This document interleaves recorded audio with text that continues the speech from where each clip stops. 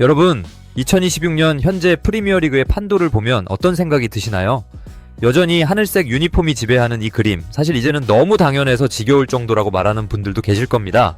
하지만 우리가 이 맨시티 왕조의 시작점을 다시 한번 들여다볼 필요가 있어요. 왜냐하면 이건 단순히 축구 이야기가 아니라 인류 역사상 가장 거대한 자본이 스포츠라는 생태계를 어떻게 완전히 해체하고 재조립했는지에 대한 보고서거든요. 본격적인 시작에 앞서 구독과 좋아요 한 번씩 부탁드립니다. 누르셨으니 본론으로 바로 가보겠습니다. 보통 사람들은 맨시티 하면 만수르라는 이름 석자와 오일머니를 떠올립니다. 하지만 그 이면에 숨겨진 아주 디테일한 돈의 흐름을 아는 분은 드물어요. 2008년 9월 1일로 시계를 돌려볼까요? 이날은 축구사의 패러다임이 바뀐 날입니다. 당시 태국의 전 총리였던 탁신 친나와시 소유하고 있던 맨체스터 시티를 셰이크 만수르 빈 자예드 알 나얀이 인수하게 됩니다. 이때 거래된 정확한 금액이 얼마인지 아시나요? 약 2억 1천만 파운드, 당시 환율로 따지면 한화 약 4천억 원 정도 되는 돈이었습니다. 아니 4천억? 요즘 선수 한두 명 몸값 아니야? 라고 생각하실 수도 있어요. 하지만 2008년의 물가를 생각해보세요. 그때 4천억은 지금의 가치와는 비교도 안 될 만큼 거대한 액수였습니다. 그런데 여기서 소름 돋는 포인트가 하나 있습니다. 만수르가 이 팀을 사고 나서 가장 먼저 한 일이 뭔지 아세요? 바로 이적 시장 마감 직전에 호빈유를 하이제킹해 온 겁니다. 레알 마드리드에서 뛰던 그 호빈유 맞아요. 이적료로 3,250만 파운드, 우리 돈으로 약 650억 원을 단 한 번의 결제로 쏴버립니다. 재밌는 건 당시 호빈유의 반응이에요. 나중에 인터뷰에서 그런 말을 했었죠. 나는 내가 첼시로 가는 줄 알았다. 이게 무슨 뜻이겠어요? 당시 맨시티는 그저 그런 중하위권 팀이었고 호빈유 같은 슈퍼스타가 갈 이유가 전혀 없던 팀이었다는 겁니다. 그런데 만수르의 자본은 그 상식을 단 하룻밤 만에 박살 내버린 거죠. 그런데 여기서 우리가 진짜 주목해야 할 건 호빈유의 몸값이 아닙니다. 만수르가 맨시티를 인수하면서 갚아준 팀의 부채, 그리고 그가 구단 시설에 쏟아붓기 시작한 미친 수준의 디테일이에요. 보통 부자 구단주들이 오면 비싼 선수 사기에 바쁘잖아요. 그런데 만수르는 접근 방식 자체가 달랐습니다. 맨체스터라는 도시의 낙후된 동네를 아예 통째로 바꾸기로 결심합니다. 에티하드 캠퍼스라고 불리는 훈련시설 보셨나요? 여기에 들어간 돈만 2억 파운드가 넘습니다.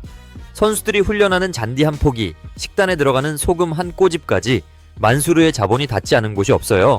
심지어 훈련장에 설치된 산소 치료실이나 극전 회복 장치 같은 것들은 당시 웬만한 종합병원보다 시설이 좋았다라고 하니까 말 다 했죠. 그런데 말입니다. 여기서 제가 여러분께 아주 흥미로운 질문을 하나 던져볼게요.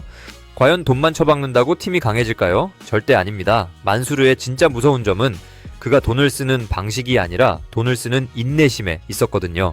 초창기 맨시티가 선수들을 영입할 때 썼던 돈을 하나하나 나열해볼까요? 숄 라이트 필립스 850만 파운드, 조 1800만 파운드, 나이젤 데용 1600만 파운드. 이렇게 찔끔찔끔 쓰는 것 같더니 2009년 여름에는 그야말로 폭주를 시작합니다. 카를로스 테베즈, 에마누엘 아데바요르, 졸리온 레스콧, 로케 산타크루즈. 이 선수들을 영입하는데 쓴 돈만 그 해에 1억 파운드를 가볍게 넘깁니다. 특히 테베즈 영입은 맨체스터 유나이티드의 뒤통수를 제대로 후려갈긴 사건이었죠. 맨체스터 시내 한복판에 웰컴 투 맨체스터라는 파란색 전광판을 세웠던 거 기억나시나요? 그게 단순한 도발이 아니었습니다. 이제 이 도시의 주인은 우리 자본이다 라는 선전포고였던 셈이죠. 하지만 이런 공격적인 투자가 이어지자 프리미어리그의 기존 강자들은 불쾌함을 드러내기 시작합니다. 저건 축구가 아니라 돈잔치다. 이제 스포츠 정신이 훼손됐다 같은 비판이 쏟아졌죠. 사실 틀린 말은 아니에요. 당시 맨시티는 수익보다 지출이 압도적으로 많았거든요. 2010년 한 해에만 맨시티가 기록한 적자가 1억 1200만 파운드였습니다. 일반적인 기업이라면 벌써 상장 폐지되고 망했어야 할 수준이죠. 그런데 여기서 만수르의 전략이 또 한 번 빛을 발합니다. 여기서 멈췄을까요? 아니요. 그는 오히려 베팅 금액을 더 키웁니다. 여기서 우리가 알아야 할 숫자가 있습니다. 바로 제로. 만수르는 구단의 모든 빚을 탕감해주는 조건으로 팀을 운영했습니다. 즉 맨시티는 이 세상에서 유일하게 파산 걱정 없는 팀이 된 겁니다. 자, 그런데 여기서 분위기가 묘하게 흘러갑니다. 아무리 돈을 써도 성적이 단번에 나오지는 않았거든요. 2010-11 시즌까지만 해도 맨시티는 여전히 돈만 많은 팀이라는 조롱을 견뎌야 했습니다. 하지만 만수르의 레이더망에는 이미 한 남자가 포착되어 있었습니다.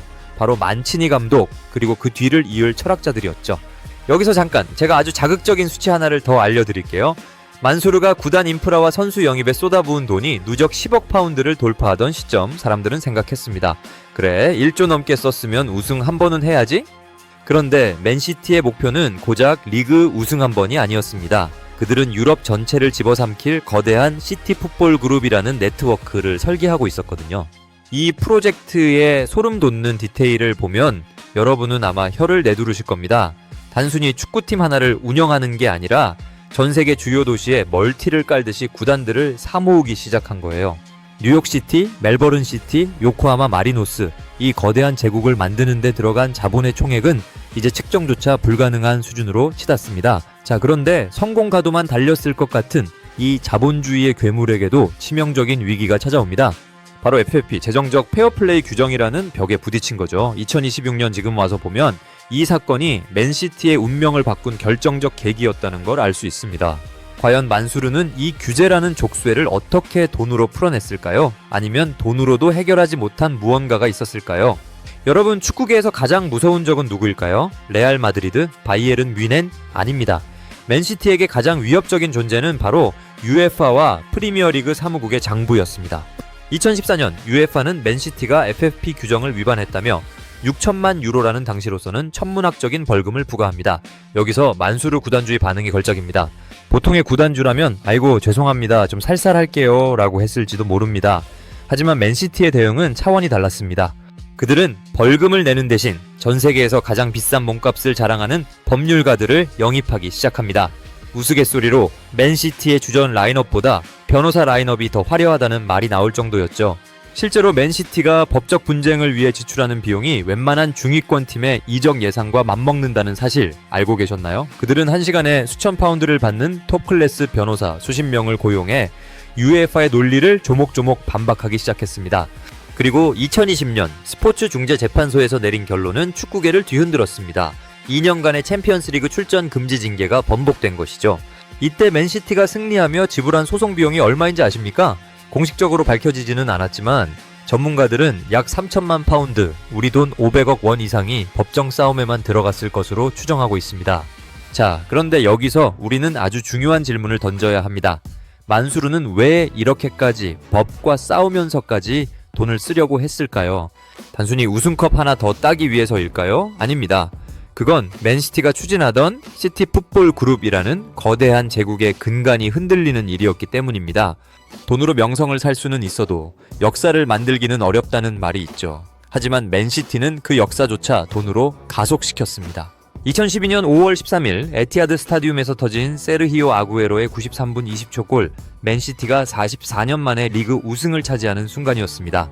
당시 아구에로를 데려오는 데 쓴 돈이 3,800만 파운드였습니다.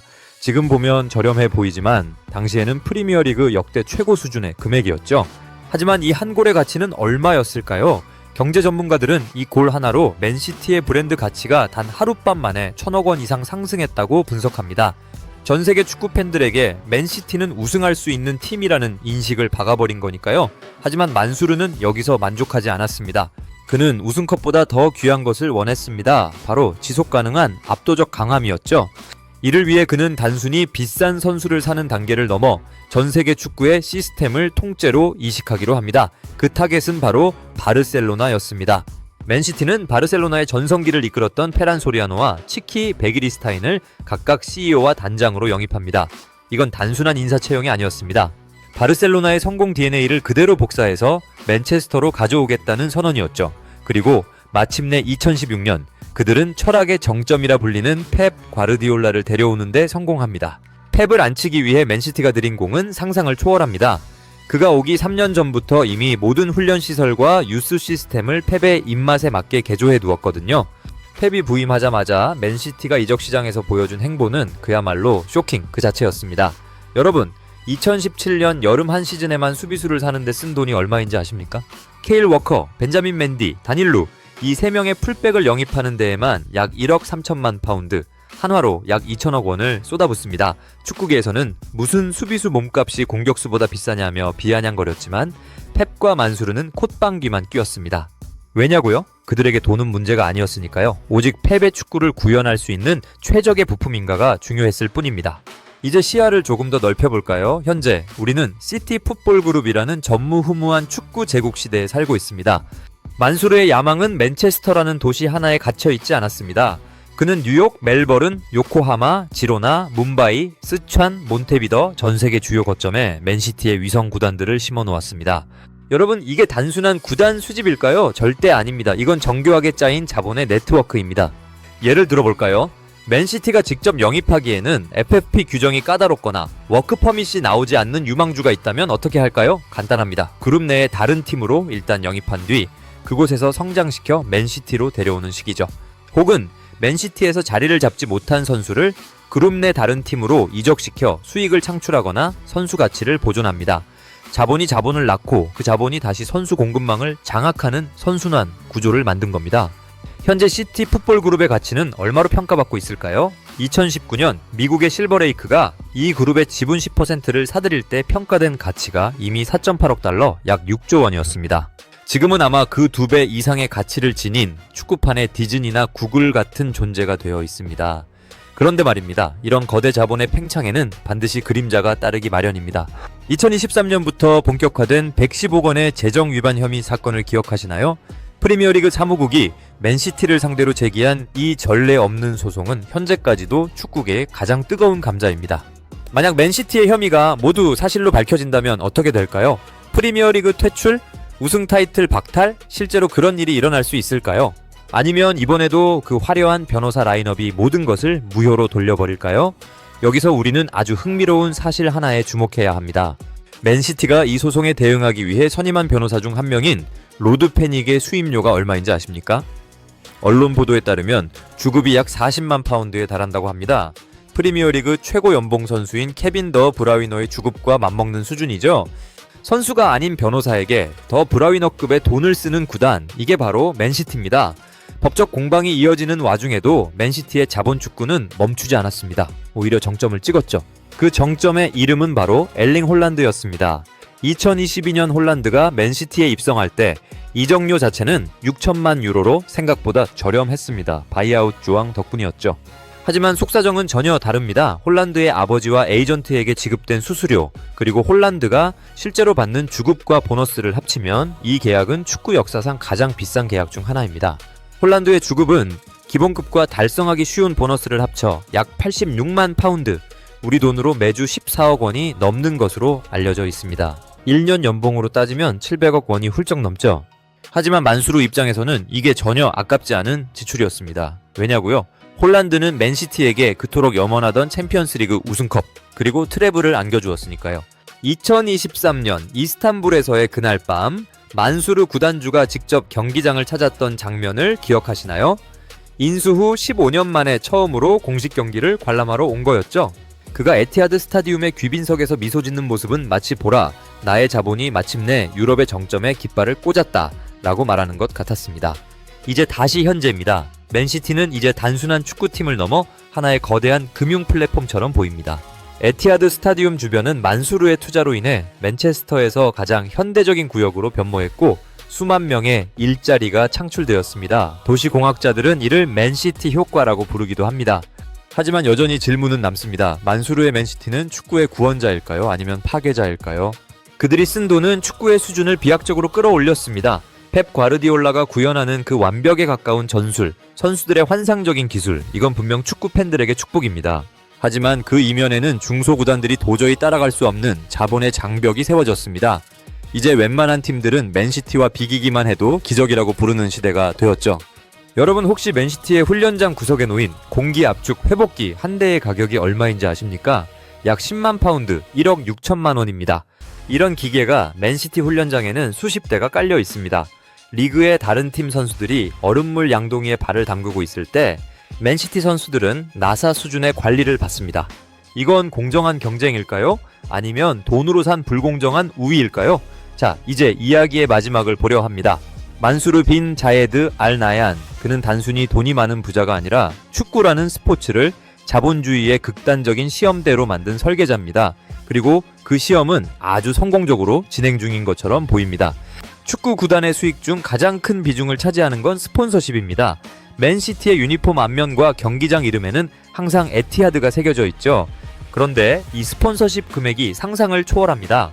2010년대 초반 맨시티가 에티하드 항공과 맺은 10년 계약 규모는 약 4억 파운드, 한화로 약 7천억 원이었습니다. 당시 맨시티의 위상을 생각하면 말도 안 되게 높은 금액이었죠. 프리미어리그의 다른 구단들이 이건 시장 가격이 아니다. 구단주가 자기 회사 돈을 구단에 쑤셔 넣기 위해 금액을 뻥튀기 한 것 아니냐라고 소리 높여 항의한 이유가 여기 있습니다. 조사 결과 에티하드 항공이 실제로 지불한 돈은 계약서상의 금액 중 고작 800만 파운드에 불과했다는 내부 이메일이 폭로되기도 했습니다. 나머지 수천만 파운드는 어디서 왔을까요? 바로 만수르 구단주가 소유한 아부다비 유나이티드 그룹에서 직접 입금되었다는 의혹입니다. 자, 여기서 소름 돋는 숫자 노름이 시작됩니다. 만약 구단주가 자기 주머니에서 직접 5천억을 꺼내 구단 금고에 넣으면 그건 자본 투입이라 FFP 위반입니다. 하지만 그 돈을 스폰서 회사로 보낸 뒤 스폰서가 구단에 광고비로 주면 그건 매출이 되어 FFP를 통과하게 됩니다. 이 돈 세탁과도 같은 정교한 설계, 이것이 맨시티가 10년 넘게 무적의 제국을 유지해온 비결이자 동시에 가장 치명적인 약점이 된 것이죠. 하지만 맨시티를 단순히 부정부패의 온상으로만 보는 건 너무 단편적인 시각입니다. 그들은 자본을 이용해 돈을 버는 기계를 만드는 데에도 천재적인 재능을 보였거든요. 맨시티의 유스 시스템, 시티 풋볼 아카데미를 보시죠. 그들이 지난 5년간 유스 출신 선수들을 팔아서 벌어들인 수익이 얼마인지 아십니까? 무려 3억 파운드, 약 5천억 원을 훌쩍 넘습니다. 여기서 맨시티의 영리함이 드러납니다. 그들은 전 세계에 재능 있는 어린 선수들을 아주 이른 나이에 헐값 혹은 적당한 가격에 사옵니다. 그리고 최고 수준의 시설에서 펩 과르디올라 스타일로 교육하죠. 이 선수들이 1군에 데뷔하지 못하더라도 상관없습니다. 맨시티 유스 출신이라는 타이틀만 붙으면 다른 팀들이 줄을 서서 사가거든요.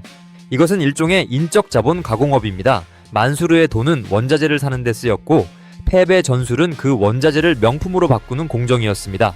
이렇게 번 돈은 깨끗한 수익으로 잡히기 때문에 FFP 규정을 피하는 훌륭한 방패가 됩니다. 자, 이제 시계를 오늘로 다시 맞춰보겠습니다. 펩 과르디올라 감독과 맨시티의 계약 기간이 이제 얼마 남지 않았습니다. 축구계의 모든 시선이 그의 입에 쏠려 있죠. 최근 들려오는 소문에 따르면 맨시티 보드진은 펩을 붙잡기 위해 전무후무한 조건을 내걸었다고 합니다. 단순히 연봉을 올려주는 수준이 아닙니다. 시티 풋볼 그룹의 전체 기술 이사직 제안, 그리고 은퇴 후 그가 원하는 어떤 도시의 팀, 뉴욕이나 멜버른에서도 구단 주급 권한을 주겠다는 약속입니다. 그런데 여기서 반전이 있습니다. 펩이 잔류를 고민하는 진짜 이유는 돈 때문이 아니라고 하죠. 바로 110억 원의 기소 판결 결과입니다. 만약 맨시티가 유죄 판결을 받아 하부리그로 강등된다면 펩은 과연 팀을 떠날까요?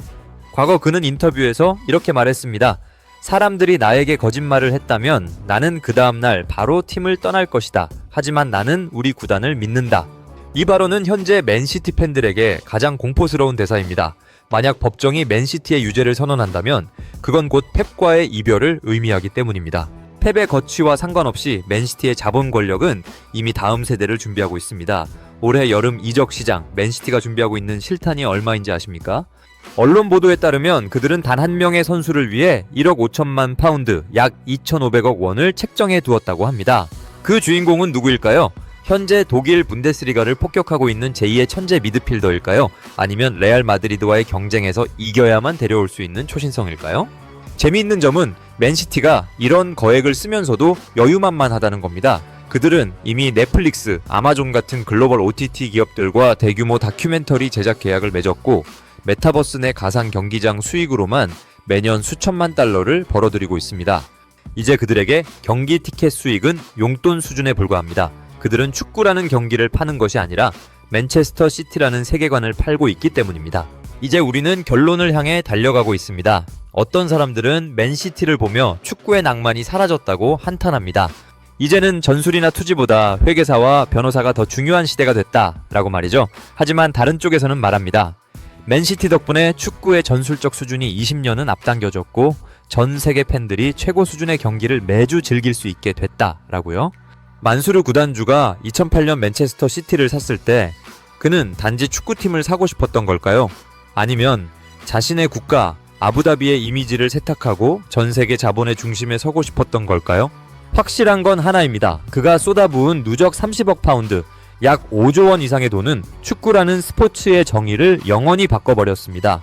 이제 명문 구단의 기준은 역사가 아니라 자본의 규모와 그 자본을 얼마나 영리하게 굴리느냐에 달려 있습니다. 여러분, 만약 내일 아침 뉴스에 맨시티 110억 원 혐의 전면 무죄 판결, 프리미어리그의 역소송 준비라는 헤드라인이 뜬다면 어떤 기분이 드실 것 같나요? 혹은 맨시티 승점 30점 삭감 및 4부 리그 강등 확정이라는 뉴스가 뜬다면요? 이 거대한 도박의 끝은 이제 멀지 않았습니다. 그리고 그 결과가 무엇이든 우리는 축구사에서 가장 화려하고도 위험했던 자본의 제국을 목격한 증인들로 남을 겁니다. 오늘 맨시티와 만수르, 그 거대한 자본의 연대기를 훑어본 여러분의 생각은 어떠신가요? 결국 맨시티의 이야기는 단순히 한 구단의 성공기를 넘어 거대 자본이 어떻게 스포츠의 낭만을 정교한 시스템의 승리로 치환했는지를 보여주는 가장 완벽한 보고서입니다. 우리가 이 거대한 흐름을 스포츠 자본주의라는 렌즈로 계속해서 들여다봐야 하는 이유는 이것이 곧 우리가 살아가는 세상이 작동하는 방식을 가장 극적으로 투영하고 있기 때문일지도 모릅니다. 오늘 영상이 마음에 드셨다면 구독과 좋아요 부탁드리겠습니다. 스포츠는 끝나도 자본주의는 영원합니다. 지금까지 스포츠 자본주의였습니다.